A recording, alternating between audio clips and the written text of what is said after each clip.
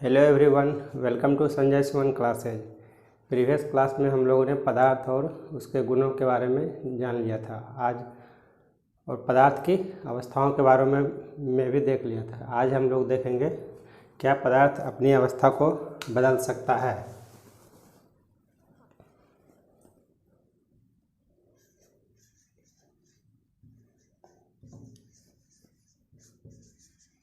Can matter change it's states?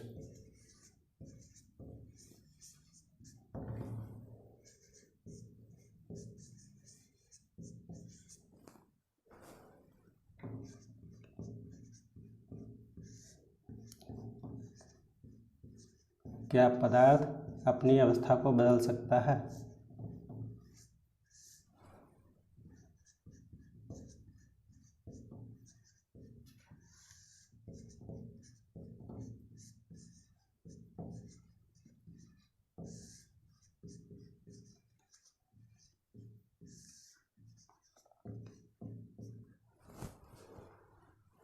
जैसा कि हम लोग जानते हैं कि जल जो है तीनों रूपों में पाया जाता है। ये जो है ठोस, द्रव और गैस तीनों के रूप में ये मिलता है।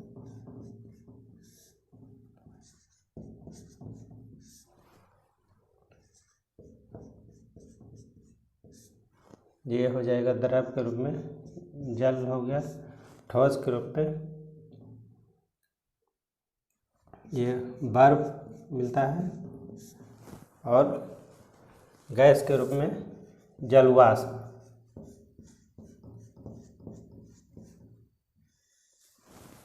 तो इसमें हम लोग देखते हैं कि ठोस को गर्म करते हैं, इस पर जो है टेम्परेचर देते हैं तो ये द्रव के रूप में बदल जाता है। द्रव को गर्म करने पर जो है ये गैस के रूप में बदल जाता है।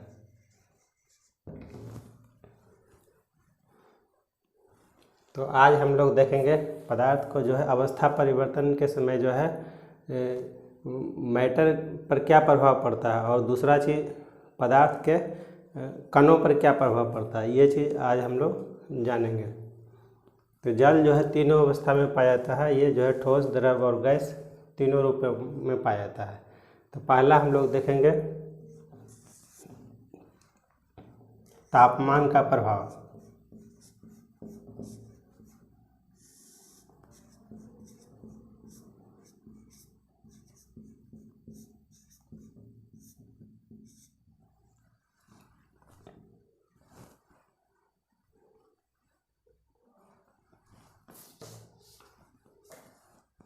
कोई भी ठोस को हम लोग गर्म करते हैं तो जो है उसमें आंतरिक गुणों में क्या परिवर्तन आता है।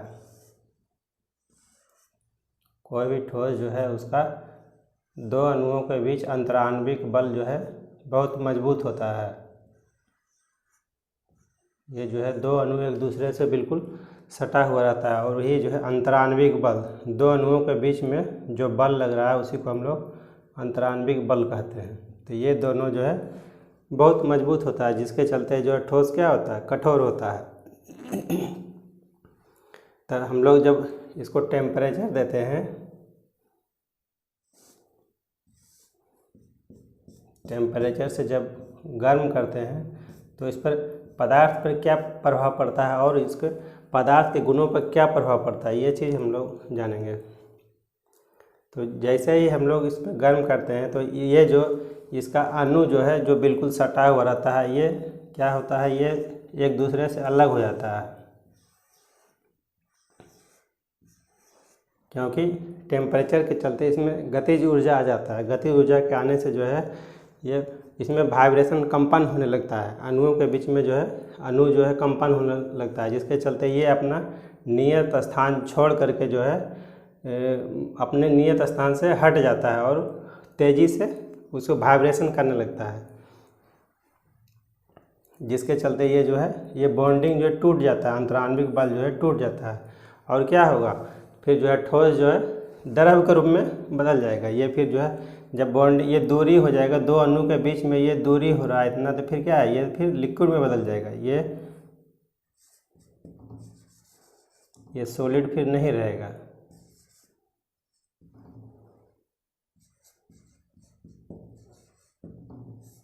तो ये पदार्थ के कणों पर क्या प्रभाव पड़ रहा है, इसका जो है दो अणुओं के बीच में जो है अंतराण्विक बल लग रहा है वो टूट जा रहा है, और किसके चलते, टेम्परेचर देने के चलते।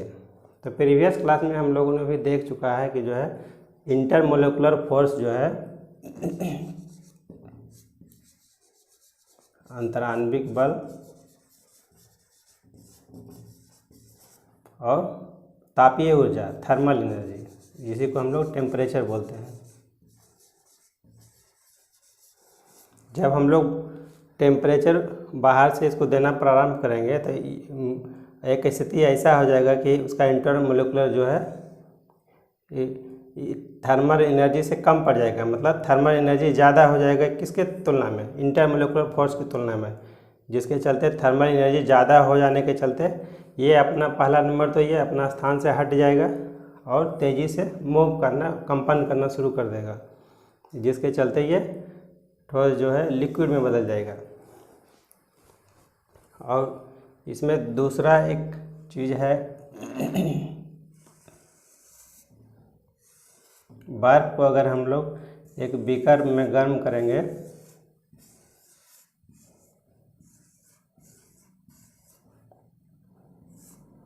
जैसा कि हम लोग फिजिक्स में पढ़ेंगे आगे चल करके, ये हो गया बीकर हो गया, ये बर्फ हो गया बर्फ। इसको हम लोग अगर गर्म करना शुरू कर देंगे तब इसमें और अगर एक थर्मामीटर इसमें लगा दें तो इसमें हम देखेंगे कि कितना भी टेम्परेचर हम बढ़ाते जाएं लेकिन ये जो है टेम्परेचर समान रहेगा, 0 डिग्री सेंटीग्रेड ही रहेगा, 0 डिग्री सेंटीग्रेड। यही चीज़ को हम लोग क्या कहते हैं, केल्विन में लिखेंगे तो 273.15 केल्विन टेम्परेचर का SI यूनिट केल्विन होता है। तो ये जो है जैसे जैसे हम गर्म करना शुरू करते हैं तो ये जो है बर्फ़ जो है पिघलना शुरू कर देगा, लेकिन जो है इसमें टेम्परेचर हम लोग यहाँ से बढ़ा रहे हैं लेकिन फिर भी जो है इसका टेम्परेचर, बीकर का टेम्परेचर जो है ये नहीं बढ़ रहा है, ये समान 0 डिग्री सेंटीग्रेड तक ही रहता है। ये कब बढ़ेगा, जब तक कि ये जो है इसका सारा बर्फ़ जो है पूरा पिघल नहीं जाए, जब तक पूरा बर्फ़ पिघल करके द्रव में नहीं बदल जाएगा तब तक जो है इसका टेम्परेचर बढ़ना शुरू नहीं होगा। तो हम लोग जो है यहाँ से एनर्जी दे रहे हैं, टेम्परेचर यहाँ से दे रहे हैं, तो ये कहाँ जा रहा है, तो ये एनर्जी जो है बर्फ़ को जो है द्रव में बदलने में इसका प्रयोग हो रहा है। इसी को हम लोग कहते हैं गलन की गुप्त ऊष्मा।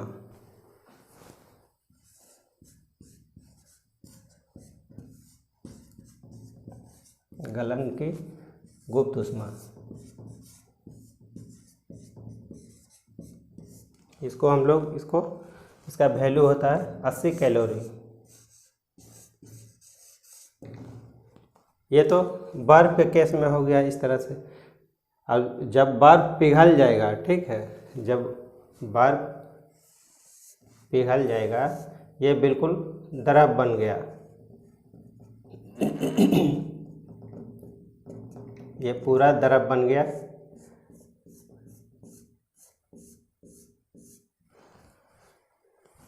इसको गर्म करने से क्या, फिर एक स्थिति ऐसा आएगा कि ये भाप बनना शुरू कर देगा। जब भाप बनना शुरू करेगा तो उस टेम्परेचर पर क्या रहेगा, 100 डिग्री सेंटीग्रेड रहेगा। तो मतलब जब जल का तापमान जो है 100 डिग्री सेंटीग्रेड पहुंच जाएगा तो भाप बनना शुरू कर देगा। लेकिन यहाँ पर भी हम लोग देखेंगे जब तक पूरा इसका जो है जल जो है वाष्प में नहीं बदल जाए तब तक उसका जो है टेम्परेचर 100 डिग्री सेंटीग्रेड ही रहेगा। तो यहाँ पर जो है ऐसा स्थिति लिए हो रहा है कि इसमें यहाँ बोलते हैं लेटेंट हीट ऑफ वेपोराइजेशन, वाष्पीकरण की गुप्त ऊष्मा।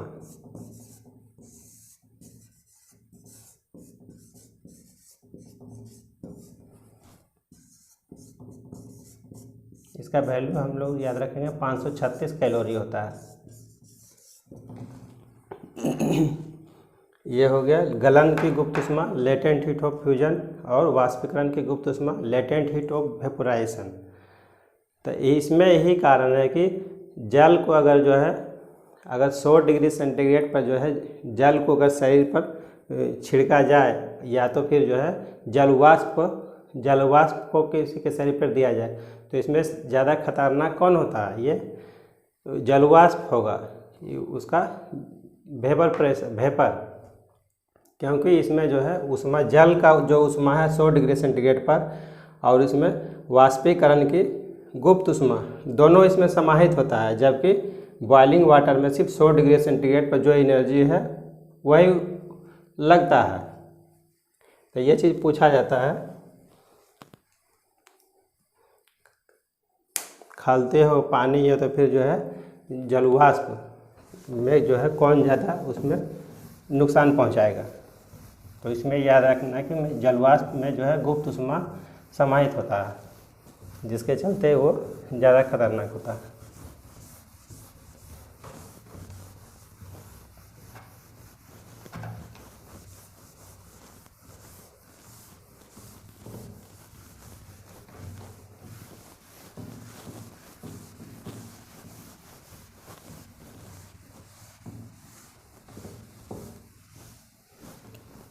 अब हम लोग देखेंगे कि सभी ठोस जो है गर्म करने पर जो है हमेशा द्रव में नहीं बदलेगा। कुछ पदार्थ ऐसा है जो है जिसको हम लोग गर्म करेंगे तो ठोस से डायरेक्ट जो है बिना द्रव में बदले सीधे गैस में बदल जाएगा, और हम लोग ठंडा करेंगे उसको तो फिर जो है गैस से फिर जो है ठोस में बदल जाएगा।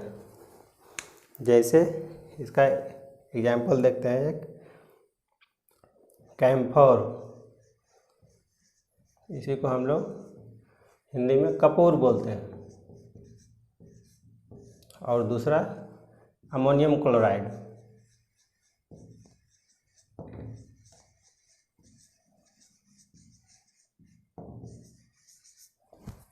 कपूर को हम लोग गर्म करते हैं तो जो है वो ठोस से जो है बिना द्रव में बदले सीधे गैस में बदल जाता है, और अमोनियम क्लोराइड को इसको भी गर्म करेंगे तो जो है बिना द्रव में बदले ठोस से सीधे गैस में बदल जाएगा, और इसको गैस के रूप में रहेगा, जमा हो जाएगा। उसको अगर हम लोग फिर ठंडा करेंगे तो फिर ये ठोस में बदल जाएगा, फिर ये द्रव में नहीं बदलेगा। तो सॉलिड से यहाँ हो रहा है सीधे गैस में बदल रहा है। तो इसी को हम लोग बोलते हैं सब्लिमेशन या ऊर्ध्वपातन।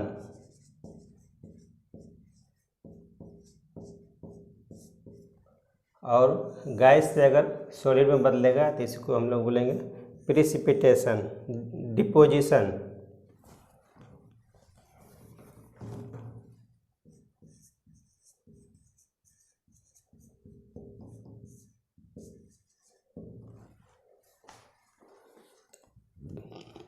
तो टेम्परेचर के बारे में हम लोग देख लिए हैं कि टेम्परेचर, तापमान का क्या प्रभाव होता है।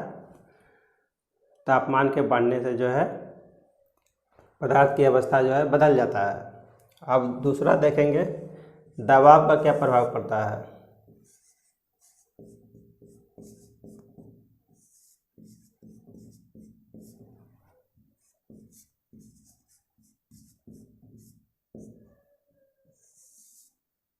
Effect of pressure.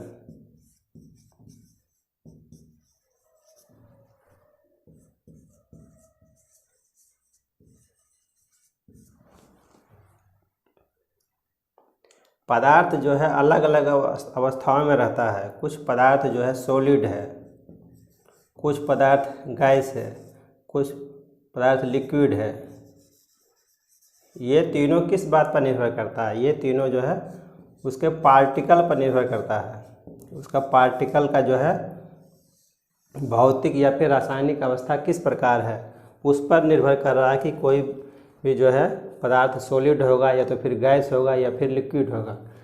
तो इंटरमोलिकुलर फोर्स के आधार पर हम लोग देख चुके हैं कि अंतराण्विक बल जो है जिसमें बिल्कुल नज़दीक होता है या फिर जिसका अधिक होता है अंतराण्विक बल, वो ठोस होता है। उससे कम होगा तो द्रव हो जाएगा, और सबसे कम रहेगा तो वो फिर जो है गैस हो जाएगा। तो यहाँ डिफरेंस हो रहा है, किसके चलते हो रहा है? Distance between the particle, particle के बीच में कितना दूरी है उसके आधार पर इसमें निर्धारित हो रहा है। अब हम लोग इसमें देखेंगे, एक सिलेंडर लेते हैं,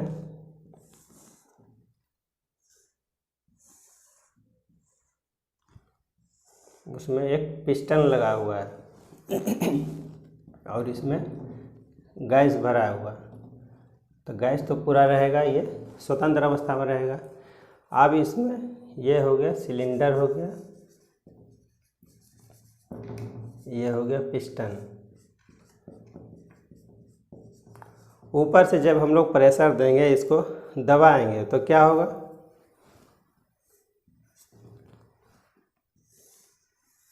गैस का अणु जो है एक दूसरे के नज़दीक आ जाएगा।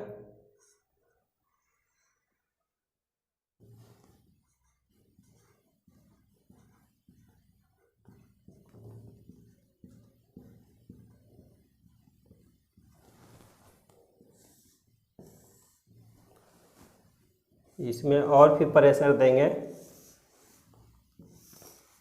तो ये और नज़दीक आ जाएगा, और जिसके चलते क्या हो जाएगा, ये लिक्विड में बदल जाएगा। ये हो गया लिक्विड। यहाँ पर गैस के रूप में था।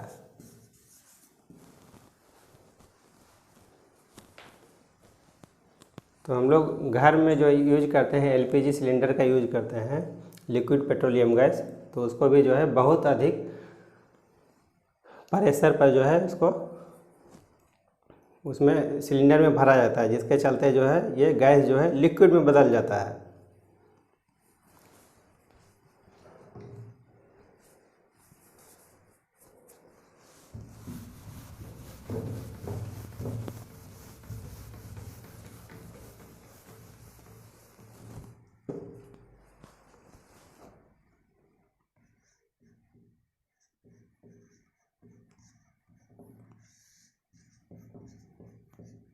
तापमान को कम कर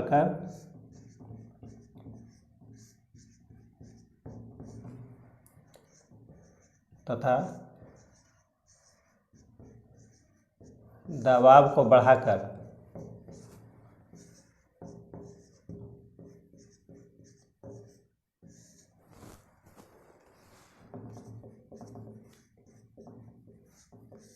किसी गैस को द्रव में बदला जाता है।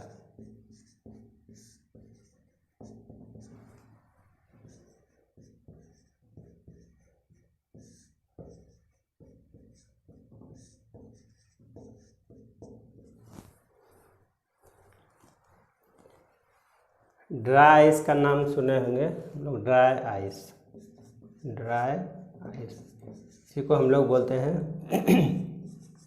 शुष्क बर्फ।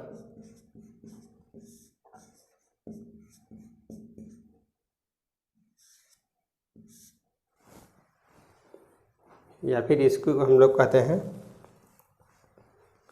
Solid carbon dioxide.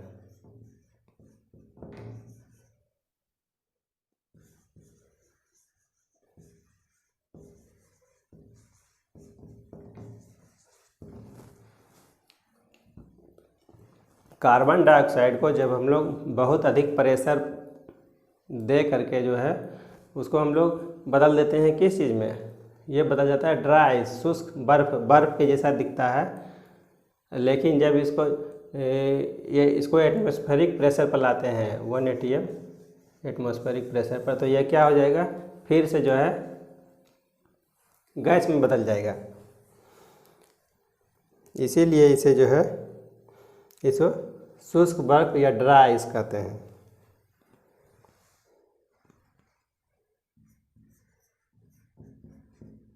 इसे बहुत अधिक प्रेशर पर, इसे बहुत अधिक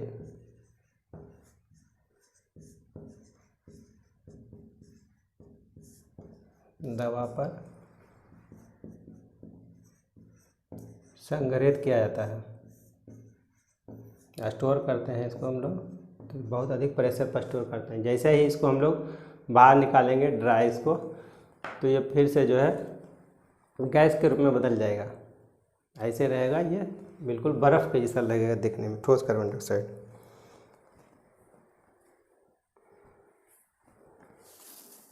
तो ये तो तापमान का प्रभाव हम लोग देख लिए। तापमान का प्रभाव तो पहले ही देख चुके हैं। और दबाव का प्रभाव देखें कि जो है हम लोग अधिक प्रेशर दे करके और तापमान को कम करते हैं तो जो है गैस से हम लोग लिक्विड बना सकते हैं। और गैस से लिक्विड बनाए, गैस से फिर जो है सॉलिड भी बना दिए, ड्राई सॉलिड कार्बन डाइऑक्साइड। तो इसमें तापमान को कम इसलिए करते हैं कि तापमान का काम है कि ये थर्मल एनर्जी प्रदान करता है। थर्मल एनर्जी का काम है तोड़ना है इसको, इंटरमोलिकुलर फोर्स को, अंतराण्विक बल को तोड़ता है। और प्रेशर दे रहे हैं, प्रेशर देने के चलते जो है कि अंतराण्विक बल जो है दो अणु जो है एक दूसरे के नज़दीक आ रहा है। इसको मतलब एक तरह से हम लोग समझ सकते हैं कि जोड़ रहे हैं, बिल्कुल नज़दीक ला रहे हैं। और थर्मल एनर्जी का काम है उसको दूर दूर ले जा रहे हैं, उसको तोड़ रहे हैं।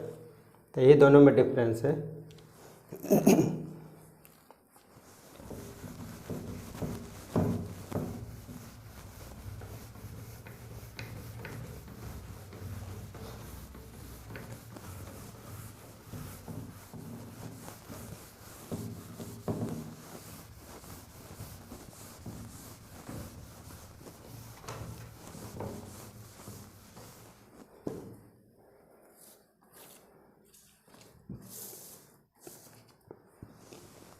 अब हम लोग देखेंगे inter conversion of states of matter.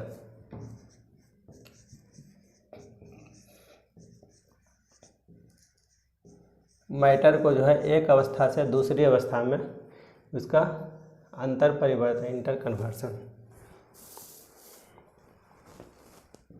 ये हो गया सॉलिड, ये लिक्विड, ये हो जाएगा गैस।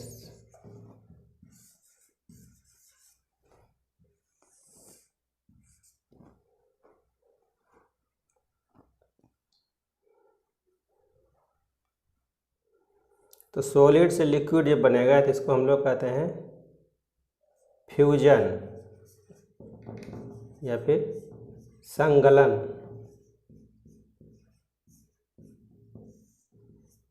सॉलिड से लिक्विड बनेगा और लिक्विड से सॉलिड बनेगा तो इसको हम लोग कहते हैं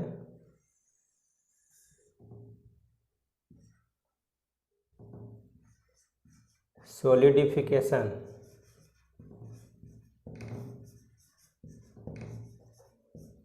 मतलब जमना, लिक्विड से सॉलिड। अब लिक्विड से गैस बनेगा तो इसको हम लोग कहते हैं वेपोराइजेशन।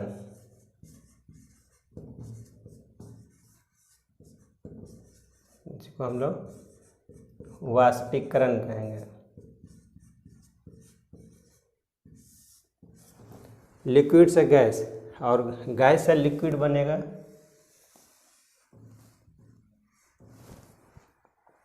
उसको हम लोग कंडेंसेशन,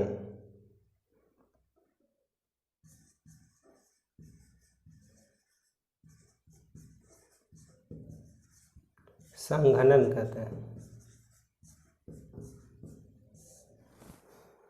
अब सॉलिड से गैस बनेगा तो उसको हम लोग सब्लिमेशन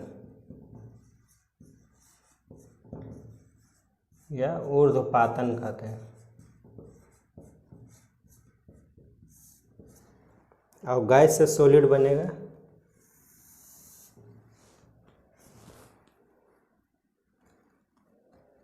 उसको हम लोग डिपोजिशन,